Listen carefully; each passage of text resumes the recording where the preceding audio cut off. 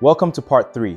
Today, we're diving into data protection and regulatory compliance. We'll explore why every data analyst needs to understand the law before touching data. Let's get started. So when you are handling data, you are expected to be knowing some rules. So as usual, everything comes with legal obligations. So is data. So collecting, storing, using, and sharing data isn't just a technical activity. It's governed by the law. Analysts need to understand the rules they are bound by, with GDPR as the leading example. So there are 4 things that every analyst should know, or everyone that is working with data should know. The first thing is the rights and obligations. The rights and obligations simply stand for what the organizations must do and what individuals are entitled to. Then we have enforcement agencies. These are regulators responsible for monitoring and enforcing compliance. Thirdly, we have regulatory penalties. So these are the legal and financial consequences of non-compliance. Lastly, we have organizational policies. These are internal procedures that put the law into everyday practice. So what counts as protected, you might ask? So protected data is either personally identifiable information and sensitive data.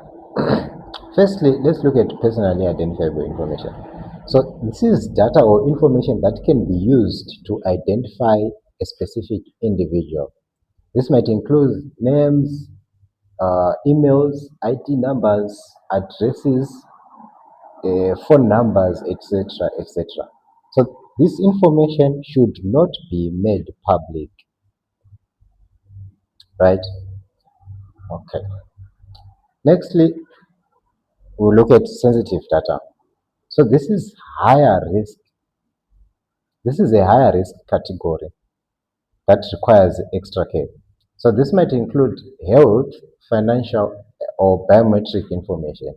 In short, you are saying these categories should not be made public anyhow.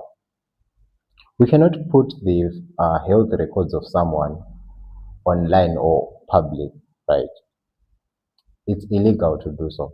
So we should be more careful when we are handling such data.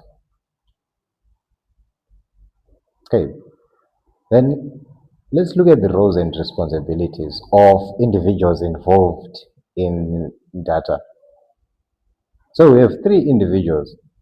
Number 1, we have the data controller, and number 2, we have the data subject, and number 3, we have the data processor. The data controller is the one who decides why and how personal data is processed and carries the primary legal responsibilities. So, an example I might give you is it might be an organization you are working in, right? They collect your detail as an employee, your name, address, contact information. So that's the data controller, the organization. And you, the employee, are you are a number 2, which is the data subject. The data subject are the individuals whose personal data is being collected, stored, or used, right? Okay. Lastly, we have the data processor. So this one processes data on behalf of the controller under the controller's instruction. So this might be part. This might be a third party that is being handed data by the data controller, so that they process it and then return it to the what? To the controller. So this data processor should follow the procedures or the regulations that are set by the what? By the data controller or by the data protection agent. Now let's look at the individual rights. The individual rights for number 2, and we said number 2 was the data subject, right? So the data subject has the right to be forgotten and more. So data subjects hold specific rights over their own data, including the right to access it, correct it, and in many cases request that it be deleted entirely. So this is where the right to be forgotten comes from. So suppose you use a social media application.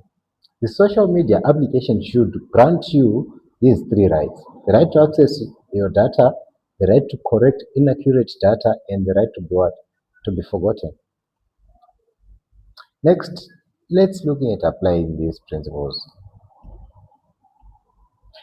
So in practice,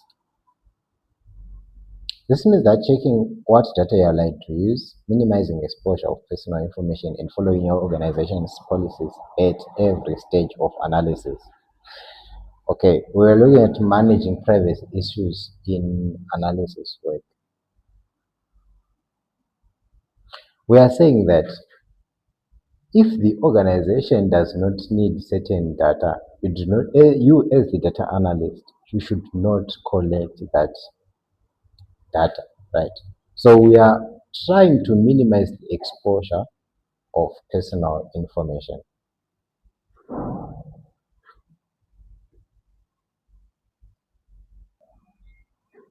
So before working through data, we should ask the questions: is this data protected?